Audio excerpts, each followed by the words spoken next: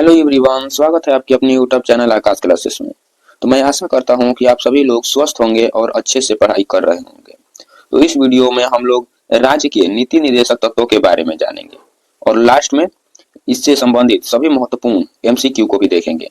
तो चलिए इस वीडियो को स्टार्ट करते हैं।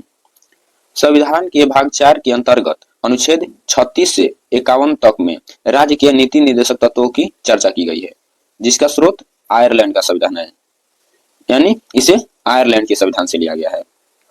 राज्य के नीति निर्देशक तत्वों का उद्देश्य कल्याणकारी राज्यों की स्थापना करना है। अगला पॉइंट देखते हैं। राज्य के नीति निर्देशक तत्व राज्यों के विरुद्ध नहीं होते, इसके कर्तव्य होते हैं। हम देखते हैं अनुच्छेद 37 को। अनुच्छेद 37 में यह प्रावधान किया गया है कि राज्य के नीति निर्देशक तत्व न्यायालय में परिवर्तनीय नहीं होंगे। अगला पॉइंट को देखते हैं। अनुच्छेद 39 में यह कहा गया है कि राज्य सभी नागरिकों के लिए आजीविका के पर्याप्त साधन उपलब्ध कराने तथा स्त्री और पुरुषों के लिए समान कार्य के लिए समान वेतन को सुनिश्चित करे। यानी अनुच्छेद 39 में कहा गया है कि एक ही कार्य के लिए स्त्री और पुरुष को समान वेतन दिया जाए। अनुच्छेद 39A, इसमें राज्य समान न्याय और निःशुल्क कानूनी सहायता की व्यवस्था करेगा। यह 42वें संविधान संशोधन अधिनियम 1976 द्वारा जोड़ा गया था। इसमें जो जो अनुच्छेद इंपोर्टेंट है उसे मैं हाईलाइट कर दिया हूं। तो चलिए देखते हैं अनुच्छेद 40 को। तो अनुच्छेद 40 में कहा गया है कि राज्य ग्राम पंचायतों का गठन का प्रयास करेगा। अनुच्छेद 41, इसमें राज्य कुछ दशाओं में काम, शिक्षा तथा लोक सहायता पाने का अधिकार को प्राप्त कराने के लिए उचित प्रबंध करेगा। आगे देखते हैं अनुच्छेद 42, इसमें राज्य काम की न्याय संगत और मनोचित दशाओं तथा महिला प्रसूति सहायता का प्रबंध करेगा। अनुच्छेद 43, इसमें कार्मिकों को न्यूनतम मजदूरी और कुटीर उद्योगों में संवर्धन करने का प्रयास करेगा। अगला देखते हैं, यह भी महत्वपूर्ण अनुच्छेद है। तो अनुच्छेद 44 को देखते हैं। अनुच्छेद 44 में राज्य संपूर्ण राज्य क्षेत्र में समान नागरिक संहिता को लागू करने का प्रयास करेगा। अनुच्छेद 45, राज्य 6 वर्ष से कम आयु के बच्चों की बाल्य अवस्था की देखरेख और इनके लिए उचित शिक्षा का प्रबंध करेगा। आगे देखते हैं अनुच्छेद 46, यह अनुसूचित जातियों, जनजातियों तथा अन्य दुर्बल वर्गों की शिक्षा तथा आर्थिक हितों में वृद्धि का प्रयास करेगा।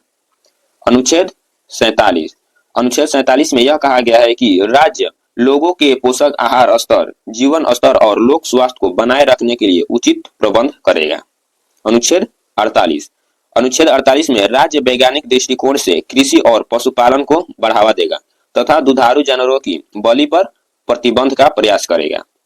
अनुच्छेद 48A में राज्य पर्यावरण के संरक्षण और संवर्धन का तथा वन्य जीवों की रक्षा का प्रयास करेगा।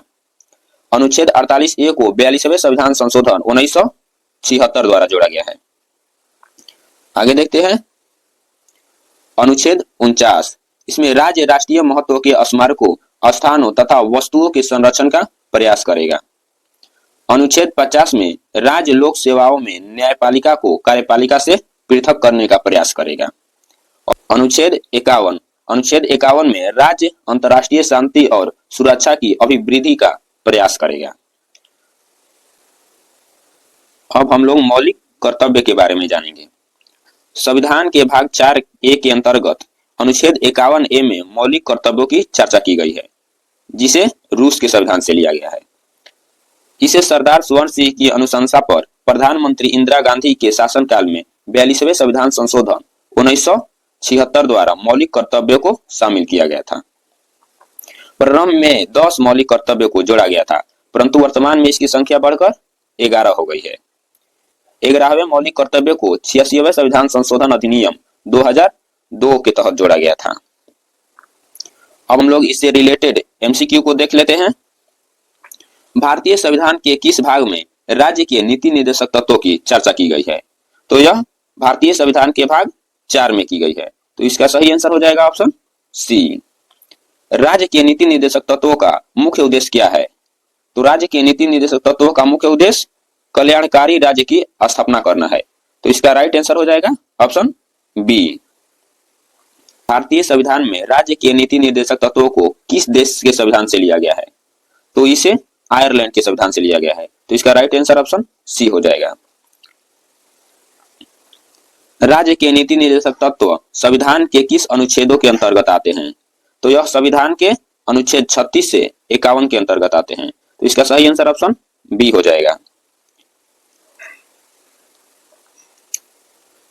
किस अनुच्छेद में यह प्रावधान है कि नीति निर्देशक तत्व न्यायालय में परिवर्तनीय नहीं होंगे? तो यह अनुच्छेद 47 में कहा गया है। तो इसका सही आंसर ऑप्शन ए हो जाएगा। स्त्री और पुरुष के लिए समान कार्य के लिए समान वेतन सुनिश्चित करने का प्रावधान किस अनुच्छेद में है? तो यह अनुच्छेद 39 में है। तो इसका सही आंसर ऑप्शन डी हो जाएगा।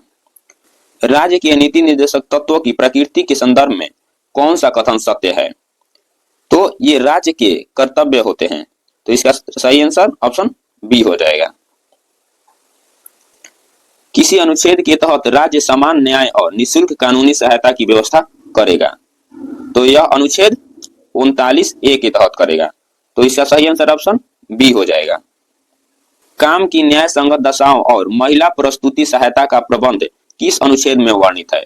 तो यह अनुच्छेद 42 में वर्णित है। तो इसका सही आंसर ऑप्शन सी हो जाएगा। वैज्ञानिक दृष्टिकोण से कृषि और पशुपालन को बढ़ावा देने का उल्लेख किस अनुच्छेद में है? तो कृषि और पशुपालन को बढ़ावा देने का उल्लेख अनुच्छेद 48 में है। तो इसका सही आंसर ऑप्शन ए हो जाएगा। भारतीय संविधान के किस भाग में मौलिक कर्तव्यों की चर्चा की गई है? तो मौलिक कर्तव्यों की चर्चा भारतीय संविधान के भाग 4 के ए में की गई है। तो इसका सही आंसर ऑप्शन सी हो जाएगा। मौलिक कर्तव्यों को किस समिति की अनुशंसा पर संविधान में जोड़ा गया था? तो मौलिक कर्तव्यों को सरदार सवर सिंह समिति के अनुशंसा पर जोड़ा गया था। तो इसका सही आंसर ऑप्शन सी हो जाएगा। 86वें संविधान संशोधन अधिनियम द्वारा कौन सा मौलिक कर्तव्य को जोड़ा गया था? तो 86वें संविधान संशोधन अधिनियम द्वारा 11वें मौलिक कर्तव्य को जोड़ा गया था। तो इसका सही आंसर ऑप्शन सी हो जाएगा। मौलिक कर्तव्यों का स्रोत किस देश का संविधान है? तो मौलिक कर्तव्यों का स्रोत रूस का संविधान है, यानी इसे रूस से लिया गया है। तो इसका सही आंसर ऑप्शन बी हो जाएगा। राष्ट्रीय महत्व के स्मारकों और स्थानों के संरक्षण का प्रयास राज्य किस अनुच्छेद के तहत करेगा? तो राज्य अनुच्छेद 49 के तहत करेगा। तो इसका सही आंसर ऑप्शन डी हो जाएगा। 42वें संविधान संशोधन द्वारा इनमें से किसे जोड़ा गया था? तो 42वें संविधान संशोधन अधिनियम द्वारा अनुच्छेद 48A को जोड़ा गया था। तो इसका सही आंसर ऑप्शन बी हो जाएगा। वर्तमान में संविधान में कुल कितने मौलिक कर्तव्य हैं? तो वर्तमान में कुल 11 मौलिक कर्तव्य हैं। तो इसका सही आंसर ऑप्शन सी हो जाएगा, जबकि इससे पहले 10 मौलिक कर्तव्य थे। 11वां मौलिक कर्तव्य को 2002 में जोड़ा गया। अगले क्वेश्चन को देखते हैं। अनुसूचित जातियों और जनजातियों की शिक्षा तथा आर्थिक हितों में वृद्धि का प्रावधान किस अनुच्छेद में है? तो यह अनुच्छेद 46 में है। तो इसका सही आंसर ऑप्शन सी हो जाएगा। लास्ट क्वेश्चन को देखते हैं। अंतर्राष्ट्रीय शांति और सुरक्षा की अभिवृद्धि से संबंधित अनुच्छेद कौन सा है? तो यह अनुच्छेद 51 है। तो इसका सही आंसर ऑप्शन बी हो जाएगा। तो दोस्तों आज की वीडियो में इतना ही। फिर मिलते हैं अगले वीडियो में कुछ अन्य महत्वपूर्ण टॉपिक के साथ। तब तक के लिए जय हिंद।